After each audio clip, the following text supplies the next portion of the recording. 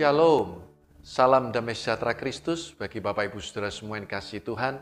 Senang pagi hari ini saya dapat menjumpai Bapak Ibu Saudara di dalam renungan doa pagi Jemaat GKMI Kota Kudus, Kenari.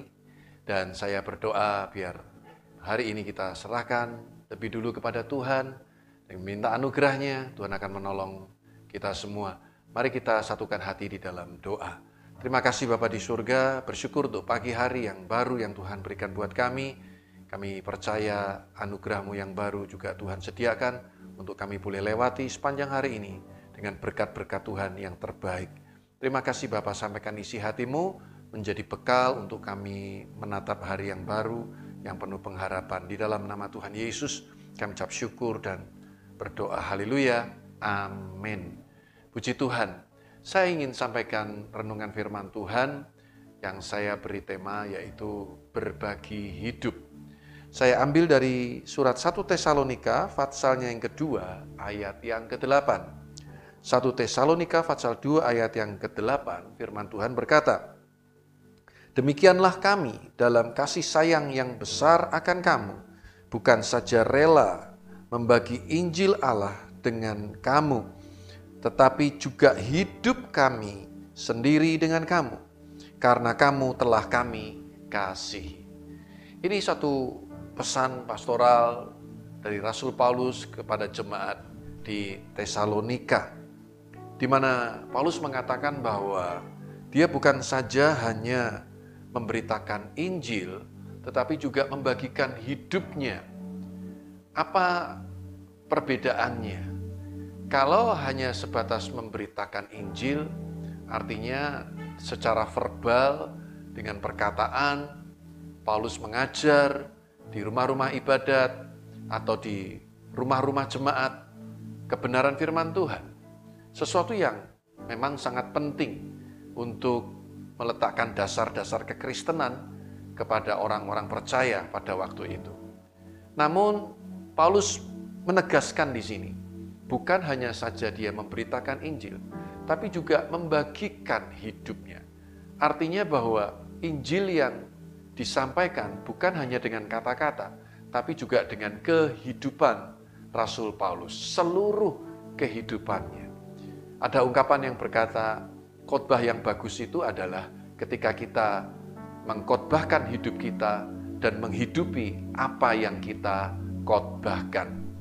Nah, di sini Paulus menegaskan bahwa semuanya dia lakukan karena dia mengasihi jemaat-jemaat yang Tuhan percayakan kepada Rasul Paulus. Kalau kita membaca di 1 Tesalonika ini, saya mendorong Bapak Ibu Saudara nanti bisa membaca dari ayat yang pertama sampai ayat yang ke-20.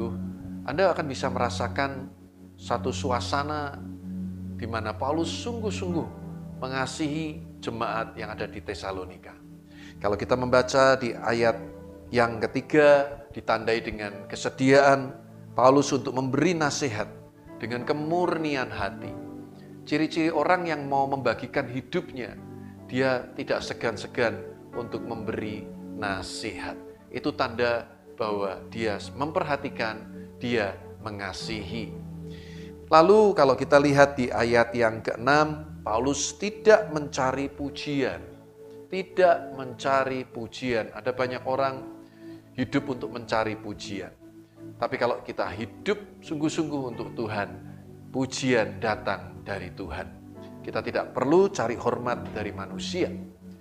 Kalau kita lihat lagi di ayat yang ke-7, digambarkan seperti seorang ibu kepada anak-anaknya yang mengasuh dan merawat dengan ramah. Saudara, kita semua pasti punya ibu. Kita punya mama. Konon katanya seorang ibu dapat merawat 5 anak. Bahkan lebih.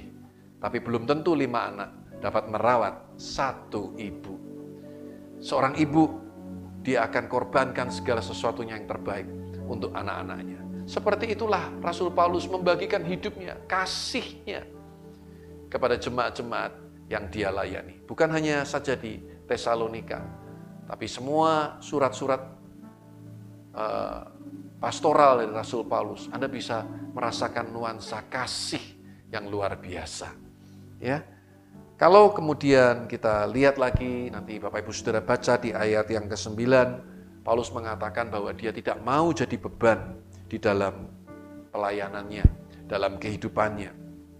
Artinya bahwa dia self-support, dia membiayai semua pelayanannya dengan uangnya sendiri. Dia adalah seorang pembuat kemah, tent maker. Dia jual kemah dan dari hasil keuntungannya dia gunakan untuk melayani Tuhan. Luar biasa. Dia tidak mencari keuntungan dari jemaat-jemaat yang dia layani. Tapi sebaliknya, dia bagikan juga keuangannya untuk menolong jemaat-jemaat yang sedang dalam kesusahan. Orang yang mau membagi hidupnya bukan sekedar pandai berbicara, tapi dia mau membagi waktunya, dia mau membagi keuangannya, dia bagi tenaganya, membagi hidupnya, seluruh kehidupannya, difokuskan untuk melayani Tuhan. Kalau dilanjut lagi, ayat 11, Paulus menggambarkan dirinya seperti bapak kepada anaknya. Sama tadi seperti ibu, bapak pun juga sama. Bapak juga pasti ingin anak-anaknya mendapatkan kehidupan yang lebih baik, merencanakan sebisa mungkin yang lebih baik untuk anak-anaknya. Saya yakin seorang bapak tidak cemburu ketika anaknya lebih berhasil, anaknya lebih sukses. Disitulah hati Bapak. Beda dengan hati orang-orang yang mungkin sebatas teman di kantor, yang kadang saling jegal, saling mengintimidasi untuk mencari keuntungan bagi diri sendiri, sehingga terjadi suasana persaingan yang tidak sehat.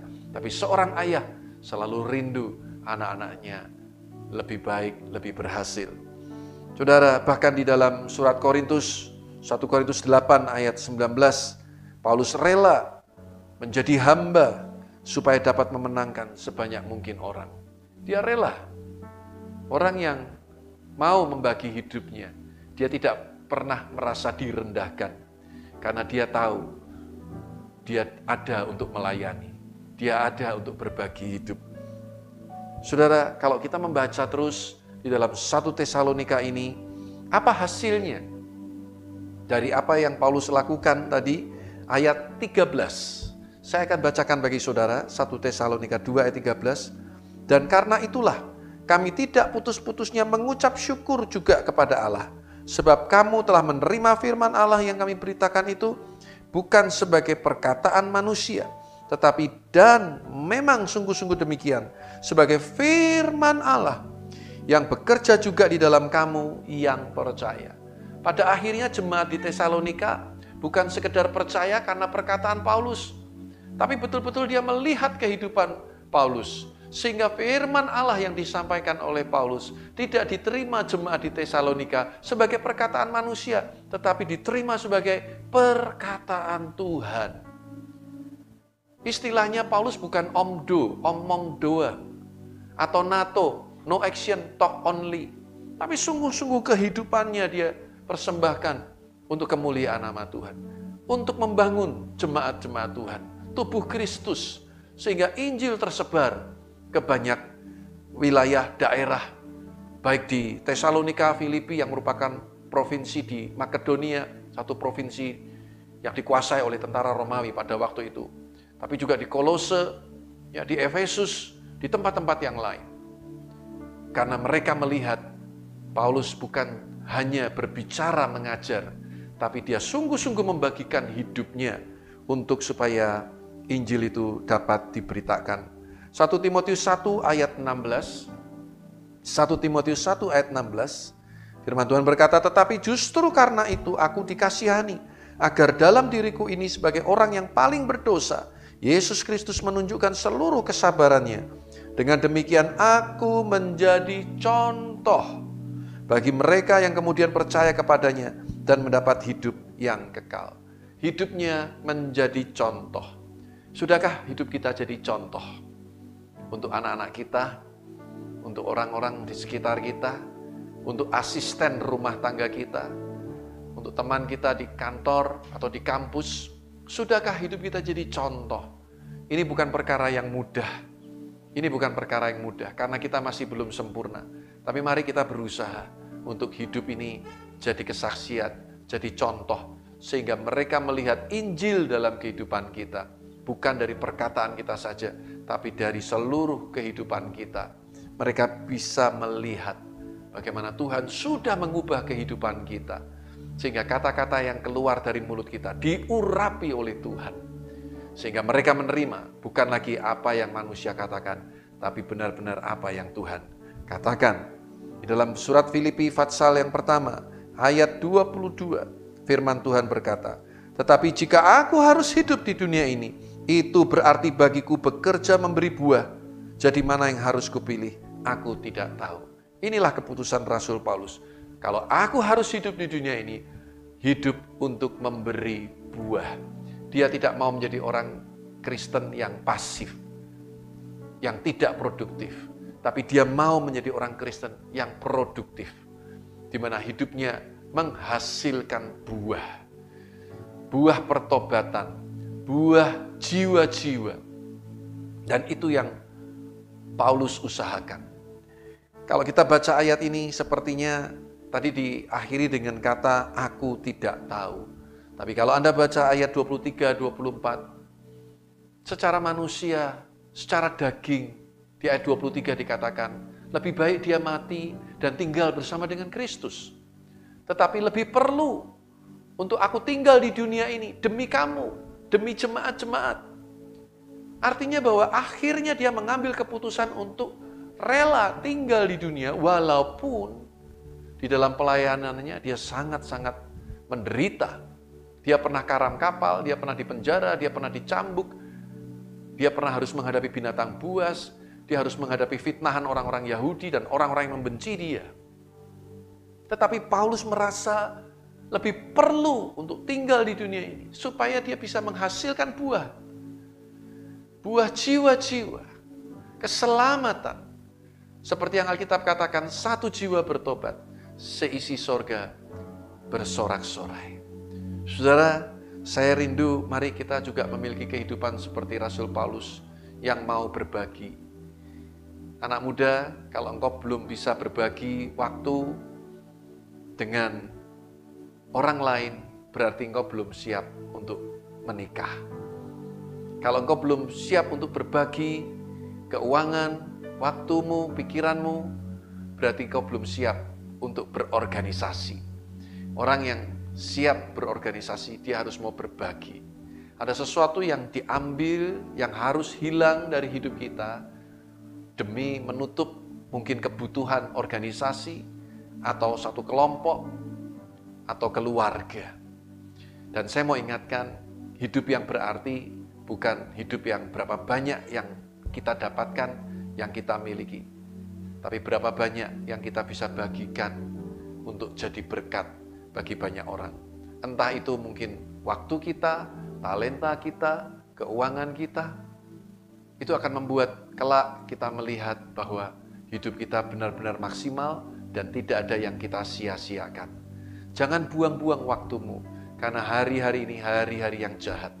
Gunakan setiap kesempatan yang ada dalam hidup kita untuk kita bisa bersaksi, memberitakan Injil, baik dari perkataan kita, tapi juga dari kehidupan kita. Saya bersyukur di tengah-tengah masa pandemi ini, kami mulai kembali untuk mengadakan fellowship untuk teman-teman hamba-hamba Tuhan pedesaan. Sudah 2 kali ini kami mulai bulan Oktober dan November ini. Dan ketika kami memulai, ada beberapa teman yang menghubungi saya untuk mau ambil bagian berbagi sembako untuk hamba-hamba Tuhan. Dan kita juga memberkati mereka dengan uang yang cukup untuk transport mereka pulang ke ladang pelayanan mereka masing-masing. Sepertinya kami harus mengeluarkan tenaga, uang, kami harus pergi ke desa yang cukup jauh, kurang lebih 1,5 jam dari kota Semarang. Kita bawa banyak barang, tapi sejujurnya pada waktu kami pulang, ada satu sukacita yang luar biasa. Karena hidup yang indah itu adalah ketika kita bisa berbagi. Jangan hanya bersukacita ketika melihat saudara-saudara kita dalam kesusahan. Firman Tuhan katakan, menangislah dengan yang menangis, bersukacitalah dengan yang bersukacita. Saya percaya ketika itu kita lakukan, saudaraku, akan ada kebahagiaan yang luar biasa. Di dalam keluarga, hal yang sama juga harus kita lakukan. Orang tua, jangan hanya cuma memikirkan pekerjaan, hanya memikirkan uang yang lebih banyak yang kita ingin dapatkan. Ingat, kita ada istri, ada anak-anak. Kalau kita sudah siap berumah tangga, kita harus mau berbagi. Luangkan waktu dengan istri, bercengkerama, berbincang-bincang dengan anak-anak. Luangkan waktu untuk pergi berlibur, bertamasya. Jangan tunggu kaya, jangan tunggu semuanya ada.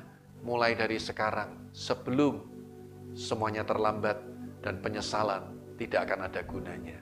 Sekali lagi, hidup yang indah itu adalah hidup yang berbagi. Berbagi waktu, berbagi keuangan kita, berbagi tenaga kita, talenta kita, seperti apa yang dilakukan oleh Rasul Paulus. Ketika kita ada di gereja, mari kita juga tempatkan diri kita, bukan sebagai jemaat yang sekedar hanya untuk dengar firman, menikmati musik yang indah, puji-pujian yang indah, tapi mari kita bertanya kepada diri kita sendiri, Tuhan, apa yang aku bisa lakukan agar gerejaku juga bertumbuh, berkembang? Mungkin saudara tidak bisa menyanyi, Anda tidak bisa main musik, mungkin Anda diberkati secara finansial, mungkin dengan keuanganmu, engkau bisa mendukung pekerjaan Tuhan di gereja ini. Mungkin engkau tidak berlimpah-limpah dengan harta, engkau tidak memiliki talenta yang banyak seperti teman-teman kita yang lain, tapi kita bisa berdoa untuk gereja kita, untuk teman-teman kita yang sedang dalam pergumulan. Kita bisa kunjungi mereka, kita doakan mereka, kita kasih kekuatan. Wow, indah sekali saudara. Hidup yang indah bukan saat kita diberkati, tetapi ketika kita bisa jadi berkat bagi orang lain. Tuhan Yesus memberkati. Mari kita berdoa. Terima kasih Tuhan, hamba-Mu berhenti berbicara, tapi kami percaya Roh Kudus, Kau akan buat firman ini terus bergema di dalam hati kami masing-masing. Mari ubah hati kami. Kalau selama ini kami egois, kami hanya mementingkan diri kami sendiri, tapi biarlah firman-Mu pagi hari ini mengubah paradigma kami, bahwa hidup yang indah adalah ketika kami mau berbagi, ketika kami mau jadi saluran berkat, sehingga mereka bisa melihat Injil Kristus itu nyata dalam hidup kami. Mereka melihat Yesus yang murah hati, mereka melihat Yesus yang penuh dengan kesabaran, mereka melihat Yesus yang selalu siap sedia untuk menolong. Mereka melihat Yesus sebagai juru selamat di dalam kehidupan kami. Terima kasih Bapa, kami ucap syukur memberkati semua jemaat-Mu, GKMI Kenari di Kota Kudus ini, semua pelayan-pelayan Tuhan, bersama dengan jemaat, ada kesehatian, ada kekompakan, di situ ada roh Tuhan yang bekerja, sehingga gereja ini makin diberkati Tuhan luar biasa. Di dalam nama Tuhan Yesus, kami mengucap syukur dan berdoa. Haleluya, amin. Amin. Selamat pagi, Tuhan Yesus memberkati.